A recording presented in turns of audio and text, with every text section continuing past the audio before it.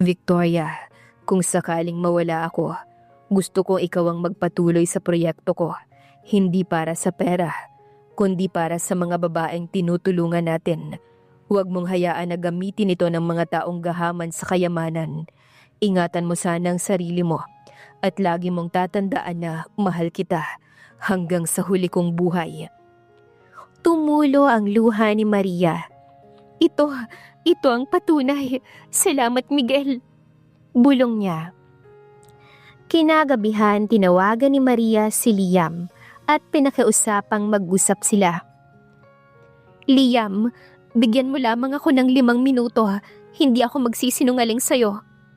Dumating si Liam, seryoso at malamig ang ekspresyon. Sige, sabihin mo, Maria. Iniabot ni Maria ang original na dokumento. Ito ang totoo. Ang hawak ni Erica ay hindi totoo. Binago niya ang huling pahina. Naisulat mismo ni Miguel ang dahilan kung bakit niya inilipat sa pangalan ko ang ilang proyekto.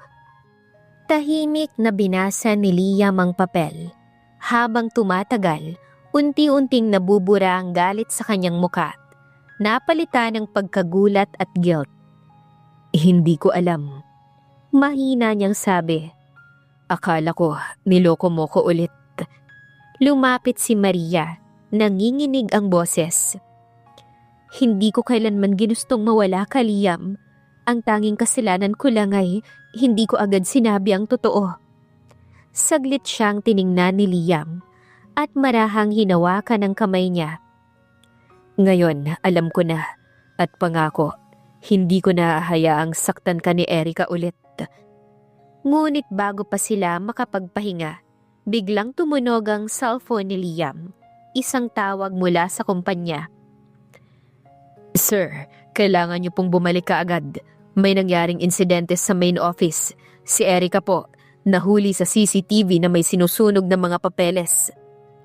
Mabilis na tuwakbo sina Liam at Maria papunta sa main office. Sa hallway pa lang ay naamoy na nila ang matapang na amoy ng nasusunog na papel. Agad silang pumasok sa archive room at doon nila nakita si Erica. Hawak ang lighter habang unti-unting nilalamon ng apoy ang mga dokumento. Erica, sigaw ni Liam habang mabilis na tinapakan ng apoy gamit ang coat niya. Ano sa tingin mo ang ginagawa mo? Ngumiti si Erica, halatang wala na sa katinuan.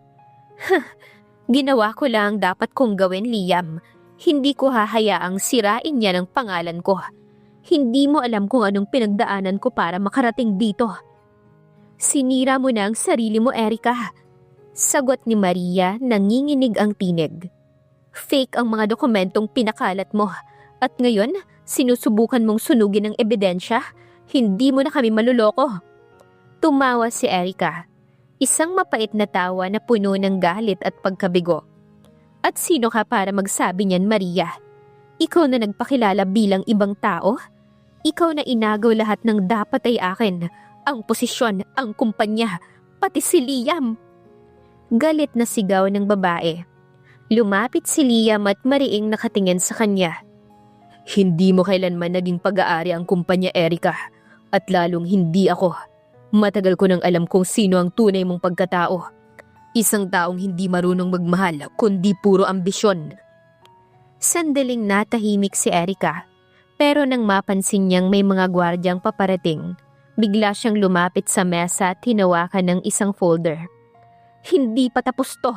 Hindi niyo ko kayang pabagsakin. Hinablot ni Maria ang folder at doon sila nag-agawan. Halos madula sila sa sahig dahil sa abo ng nasunog na papel. Pero sa huli, nahulog si Erica sa gilid ng mesa. Bitawan mo yan, Erica! Sigaw ni Liam. Tigilan mo na to bago ka patuluyang masira. Ngunit sa halip na makinig, tumingin si Erica kay Maria.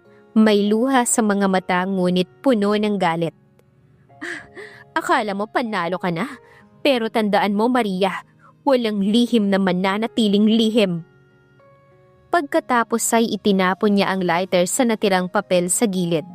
Muling lumiyabang apoy, mas malaki kaysa kanina. Mabilis na tumakbo si Liam para iligtas si Maria. Hinila niya ito palabas ng silid. Paglabas nila, sumabog ang loob ng archive room. Niyakap ni Liam si Maria ng mahigpit. Habang pinapanood nilang nilalamon ng apoy ang lahat ng kasinungalingan ni Erica. Ilang minuto ang lumipas, dumating ang bumbero.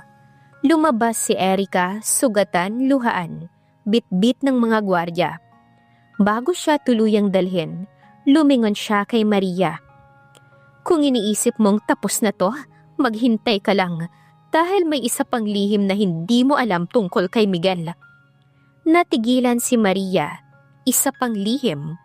Nagtitigan sila ni Liam, parehong may kaba sa dibdib. Alam nilang kahit nagwakas ang laban kay Erica, may panibagong katotohanang paparating at maaaring mas masakit pa kaysa sa lahat ng nangyari. Ilang araw matapos ang insidente sa opisina, muling nagbalik ang katahimikan sa kumpanya. Naaresto si Erica at sinampahan ng kaso habang unti-unti nang bumabalik sa normalang takbo ng negosyo.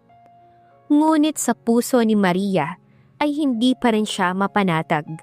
Paulit-ulit niyang iniisip ang huling sinabi ni Erica. May isa pang lihim na hindi mo alam tungkol kay Miguel. Isang umaga habang inaayos ni Maria ang mga lumang gamit ni Miguel sa dating opisina nito, may nahulog na maliit na kahon mula sa lumang cabinet.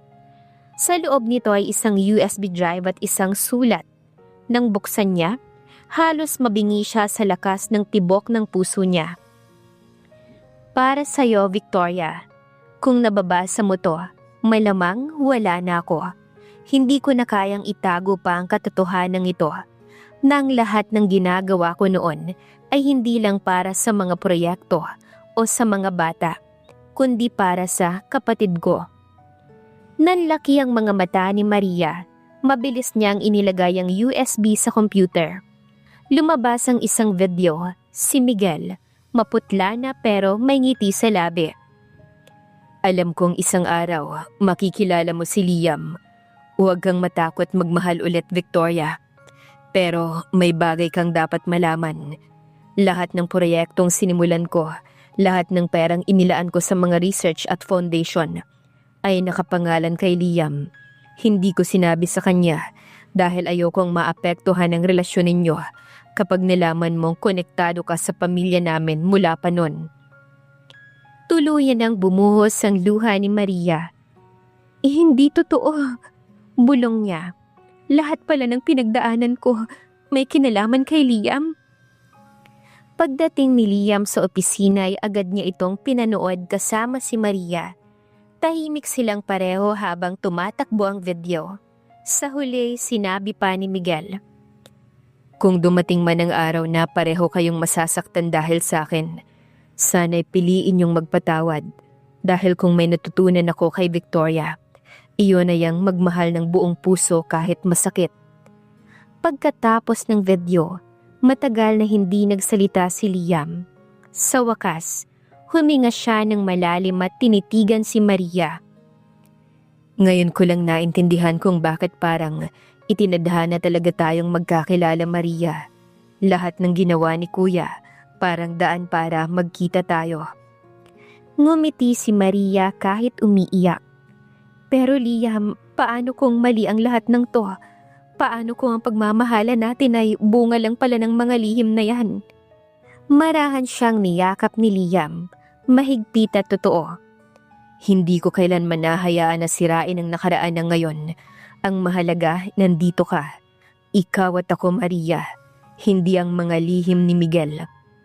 Sa unang pagkakataon, naramdaman ni Maria ang kapayapaan sa puso niya. Ngunit habang magkahawak sila ng kamay, hindi niya maiwasang isipin kung ang lahat ay itinadhana. Hanggang kailan kaya magtatagal ang tadhana sa kanila. Sa malayo, isang misteryosong tawag ang dumating sa opisina mula sa taong konektado rin kay Miguel. Handa na ako sa susunod na hakbang, sabi ng boses. Tahimik ang paligid habang nakaupo sina Liam at Maria sa tabi ng puntod ni Miguel. Pareho silang walang imik. Tila hinihintay kung sino ang unang bibitaw ng salitang magpapagaan sa bigat ng mga puso nila.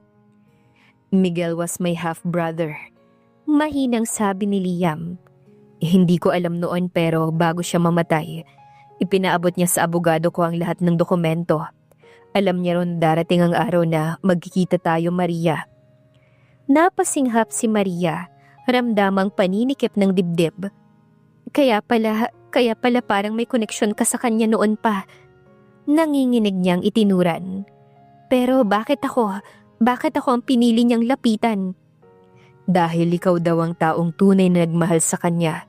Hindi sa pera o kapangyarihan. Gusto niyang ipagpatuloy ko ang tiwala niya sa'yo. Ang tiwala na ikaw ang magtuturo sa akin kung ano ang ibig sabihin ng tunay na pagmamahal. Napaluha si Maria. Ang lahat ng hinagpis, sakit at pagdududa ay unti-unting napalitan ng kalinawan. Liam, akala ko wala ng pag-asa. Akala ko kapag nalaman mo ang totoo, lalayo ka na. Ngumiti si Liam at marahang hinaplos ang mukha niya. Kung nalaman ko man ang totoo, mas lalo kitang minahal. Kasi kahit anong pinagdaanan mo, kahit anong nakaraan mo, pinili mo pa ring magmahal ng totoo. Hindi ko ipagpapalit yon kahit sa pinakamalaking lihim. Yumakap si Maria sa kanya, mahigpit at parang ayaw nang bumitaw. Sa wakas, lahat ng kasinungalingan ay napalitan ng katotohanang puno ng pag-ibig. Pagkaraan ng ilang buwan, muling binuksan ni Liam ang negosyo ni Miguel. Ngayon ay The Miguel Foundation, ang institusyon para tumulong sa mga batang walang tahanan. Si Maria ang namuno rito, habang si Liam ay patuloy na nagtatag ng mga proyekto para sa mga kababaihang katulad niya. Mga nakipaglaban para sa pangarap sa kabila ng hirap. Isang araw habang nakatingin sila sa paglubog ng araw sa kanilang bagong tahanan, lumingon si Liam at hinawakan ang kamay ng asawa. Walang lihim, walang nakaraan, at walang tao ang makakabuwag sa atin. Nakangiting sabi niya. Dahil sa wakas, alam na natin ang totoo na tayong dalawa, kahit gaano karaming sugat, ay itinadhana pa rin ang tadhana. Ngumiti si Maria at sa unang pagkakataon, tahimik niyang sinabi ang matagal niya nang gustong marinig mula sa sarili. Sa wakas, ako na ulit to. Hindi na ang babaeng nagtatago, kundi ang babaeng minahal mo ng buong buo. At sa gitna ng malamig na simoy ng hangin, hinalikan siya ni Liam. Isang halik na tanda ng kapatawaran, pagmamahal at bagong simula. Nais kong magpakasal ulit tayo, Maria, at bumuo ng masayang pamilya. Handa ka bang maging asawa ko habang buhay, Maria? Buong puso na tanong ni Liam. Labis akong nagpapasalamat sa iyo, Liam, sa mga naitulong mo sa akin. Salamat sa pagtanggap at pagmamahal. Oo, magpapakasal ako sa iyo kahit saang simbahan. At pinapangako ko na gagawin ko ang lahat para maging mabuting asawa at ina ng mga magiging anak natin. Naiiyak na saad ni Maria. Nakangiti naman na lumapit si Liam kay Maria at dinampian ito ng halik na tinugo naman ng dalaga. 5 taon ang lumipas, masaya nang nagsasama ang mag-asawa. At sa malawak na hardin ng kanilang tahanan, maririnig ang masayang halakhaka ng 2 bata. Ang kambal ni Liam at Maria, sina Amanda at Andrea. Tumatakbo ang mga ito habang hinahabol ang kanilang alagang aso. At sa Teresa, nakatanaw sina Liam at Maria at magkahawak kamay.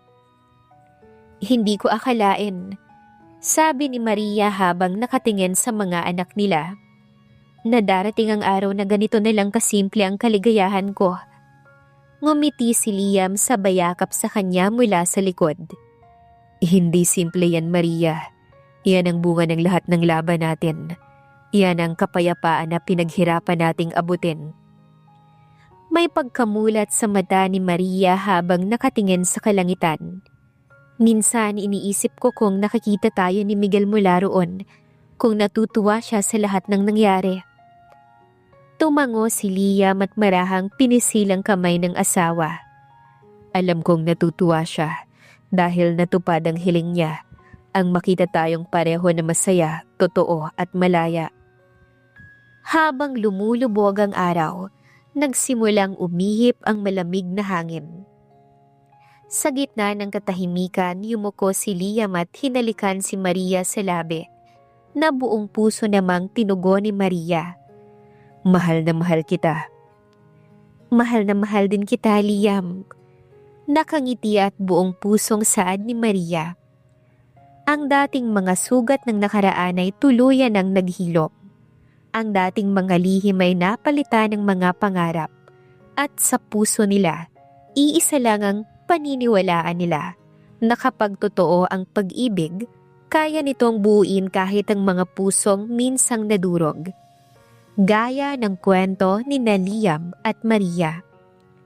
At dito na po nagtatapos ang ating kwento. Sana ay muli ninyo kong samahan sa mga susunod na story na nais kong ibahagi sa inyo. Maraming salamat po.